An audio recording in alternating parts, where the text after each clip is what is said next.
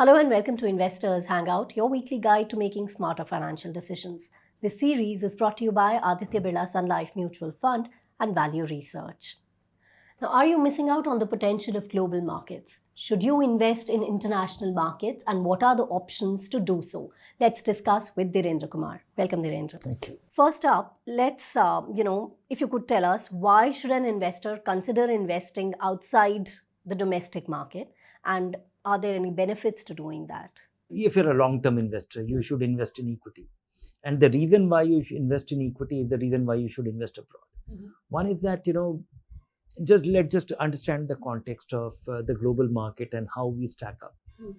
The global market, all the stock markets of the world put together, they add up to $124 trillion. Mm-hmm. And we are less than 5%, 4% of it. We are 3.9% of the total market. Okay. So that itself, we are a very tiny blip in the overall scheme of things, of the world affairs, of business affairs, or the listed business universe. It could be more if all our public sectors and others are listed, but that is not an investment option. So we have limited investment option. Mm-hmm. Second is that, we keep saying that diversify to reduce your risk. And diversifying, investing abroad is a very important diversification for you. Mm-hmm. Because our jobs are here, our assets are here, our house is here, and our sources of income is here. And all our investments are also here. Mm. So at least you are able to spread against that. You are able to hedge against that. Third is that, rupee has depreciated over the last 30, 40 years. Mm. And to benefit from that, you have to invest abroad. Mm. Because you take your 100 rupee, turn it into $1, and get it back 5 years later, and rupee has depreciated, so you don't get 100 rupee back. You get 105 rupee, 104 rupee. Mm. So you are able to benefit so if you have a nominal appreciation of the assets, add to that the currency depreciation, it makes it more. Mm-hmm. And then comes the real reason why one should invest abroad. Simply, there are superior alternatives. All the great alternatives won't be in India. Mm-hmm. You have to really buy into this. And if you look at all the big innovations, great businesses, great opportunity, larger businesses, fast-growing businesses, innovative businesses, you come across all of them all over the world. Mm-hmm. You should also own them. Right. So how should one go about investing abroad? What are the options available? Broadly, there are two ways of investing abroad. One is that you invest in them through a mutual fund. So most of the headache, or call it the difficulty of investing abroad, is taken care of because you invest like a domestic. The way you invest in an Indian mutual fund is the way you invest in the ones which are registered with SEBI and sold by domestic mutual fund companies. Mm. The other is that every Indian citizen can invest up to $250,000, which is equal to 2.14 crore rupees.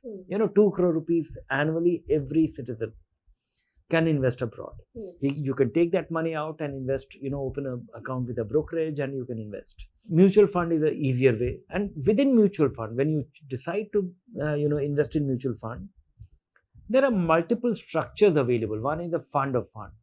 A domestic fund floats a fund, and which in turn invests in another fund. Mm-hmm. That is a fund of fund. There could be a domestic fund which invests abroad. There are many funds in India which is available where instead of investing in India, they're investing in US, or there's a particular thematic thing, or there's a definition, there's a charter, and they're investing in there as per that prospectus. Mm-hmm. Third is that there are funds which are index funds of abroad. Mm-hmm. You have the FANG Plus, you have the NASDAQ fund. So these are different vehicles. The design does not matter because SEBI is very there's a very stringent regulatory framework for them. The where they invest also matters. It is dependent on that regulatory jurisdiction as well. And then the distribution and everything is very convenient. You can set up your SIP the way you do it. Investing abroad through a broker and investing directly is one aspect. Mm-hmm. Investing through mutual fund is the easiest route. Mm-hmm. The third route could be that you take that $250,000 abroad and buy a mutual fund which is listed abroad. Don't buy not the domestic mutual fund, but take your money to a brokerage and invest in a mutual fund abroad. Okay. So you are able to de-risk yourself from all the risk of investing in stocks directly in an overseas unknown market. And the problem is why you should consider that, simply because today it is not possible for domestic investors to invest in any fund because of the regulatory ceiling. RBI has put a restriction that which has led to most international fund stopping to take Fresh investments. fresh investments. All right. Now, what are the risks involved in investing abroad, and how can one manage them? Same risk as domestic funds. Normally we get attracted to something and we end up chasing past performance. So there is a possibility that many a times our choice of an international fund might be based on what has done very well in recent past. Right. And we may not have enough reason to understand. Then besides that, if you're getting into a specific geography, assuming that you are investing in a fund which is, of course, we don't have those exotic options, but assuming that you have to invest in a fund which is Vietnam or Brazil or something, so it will have a very unusual context which you may not understand. Like, for example, investing in a fund domiciled or investing in Taiwan, it will be almost a semiconductor fund. Or investing in a fund in Brazil, it will be entirely a natural resources fund because of the geography and the dominance of a certain kind of businesses there. So understand that. Don't blindly chase performance. Chase diversification. Chase promise. Evaluate some, and just ask those important questions before you make those investments. All right. Now the final question: is there a set of investors that should avoid investing in global markets right now? No, I think every investor should invest abroad. What percentage and how, you can keep it very simple. There are domestic funds where 10, 15, 20, 25, 30%, up to 35% investing abroad is possible and enabled in many domestic funds as well. Many of those simple investors should consider investing in those funds.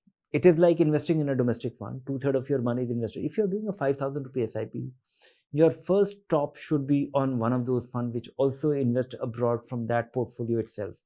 I think every investor should invest simply because, the diversification and the benefit and the de-risking makes it very compelling. Okay, now moving on to the viewer's question. Sriram asks, what should be the minimum number of years I should do an SIP for? After that, should I withdraw or let it be? If I leave the mutual fund without further investment, then when should I withdraw? All the question which Sriram is asking, the answer lies with him. Sriram should, for how long he should invest, depends on how long he can actually keep saving. Save as long as you can. So that's the answer.